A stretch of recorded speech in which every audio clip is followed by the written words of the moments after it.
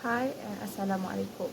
My name is Nur Nadira Shahila binti Khairul and my student ID is 2023855906. My name is Mawada binti Muhammad Tamizi and my ID number is 2023805382.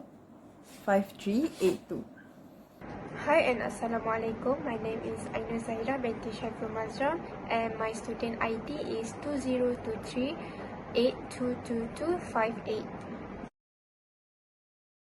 Assalamualaikum. My name is Diomaira binti Sufyan. My student ID is 2023217178. Experiment that we're going to be presenting today is experiment 4, frictional force. The objective of this experiment is to determine the coefficient of static frictions of different surfaces. The friction force is formed when there is contact between an object and a surface. The friction force is in the opposite direction of force F. Friction force can be in two different situations, static and kinetic. Static friction force is the force in the opposite direction of motion between two surfaces in contact when they are at rest.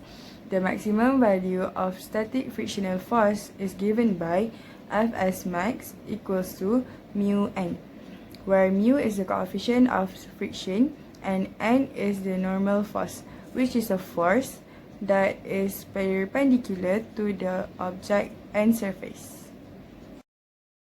Kinetic friction is the force in the opposite direction of motion of two surfaces sliding against each other, which is Fk equals to mu n, where mu is the coefficient of friction and n is the normal force.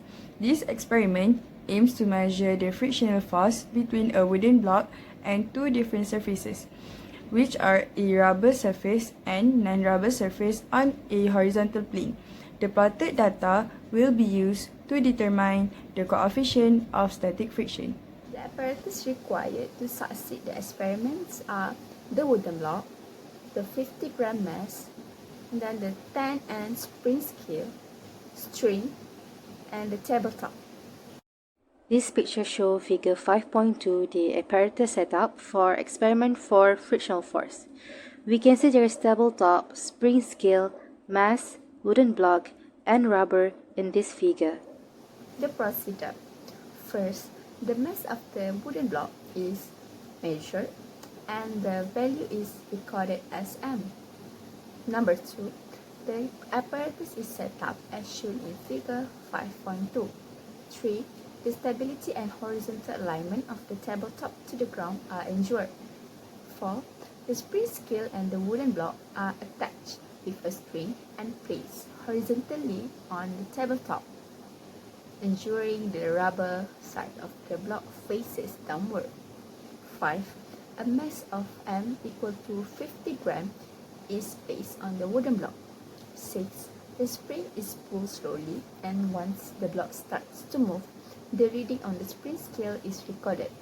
The value is recorded as F and tabulated in table 5.1.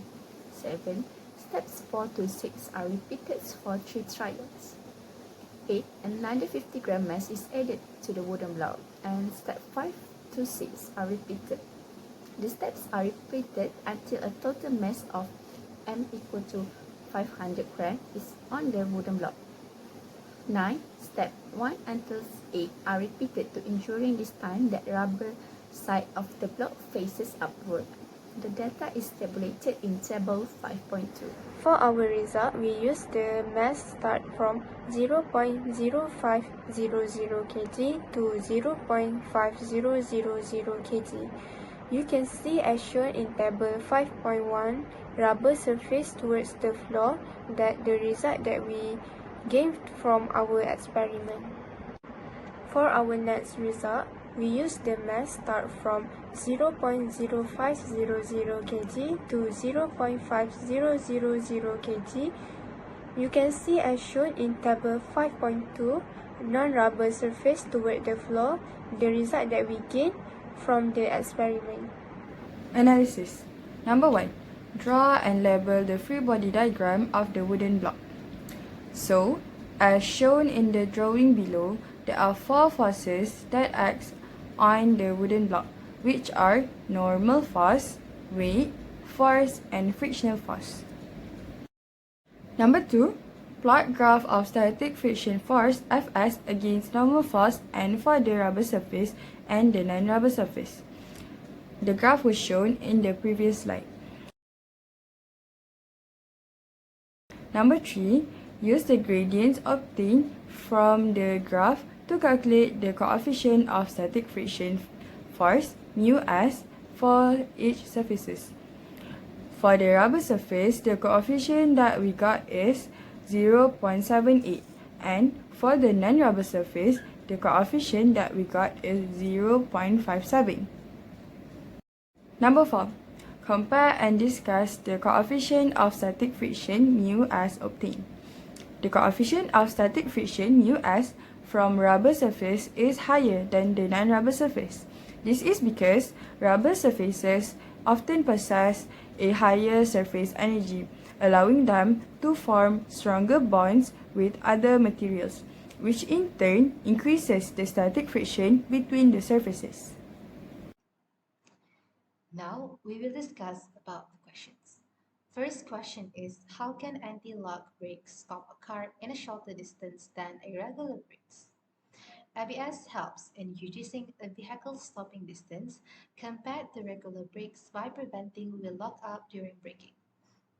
It was achieved through rapid modulations of brake pressure. ABS ensure controls, maximizes frictions, and result in a shorter stopping distance by preventing a wheel lockup. The second question is, from your experiment, which material has the highest coefficients of static friction? Does this agree with your hypothesis? And what do you think determines the coefficients of the static frictions? Based on the experiment, it proved that the rubber surface has a higher coefficient of static frictions than the non-rubber surface. This result does agree with our hypothesis. It is because of the surface energy between the rubber and the tabletop surface. Question number 3 is, once the mass begins to slide, does it move smoothly or does it undergo stop and go motions? Explain the motions. When the mass begins to slide, it experiences a stop and go motions. This motion happens due to the uneven table and top surface that we use. For our discussion, our experiment aimed to explore the concept of static friction, an inherent force between surfaces that resist the initiation of motion for an object at rest. The maximum static friction force is defined by the equation Fx maximum equal to mu Fn, where mu s is the coefficient of static friction and n is the normal force. It is important to note that friction also includes kinetic friction. Both of it are influenced by weight and surface properties. The coefficient of static friction, a dimensionless constant dependent on the surfaces involved, was a key variable in our investigation.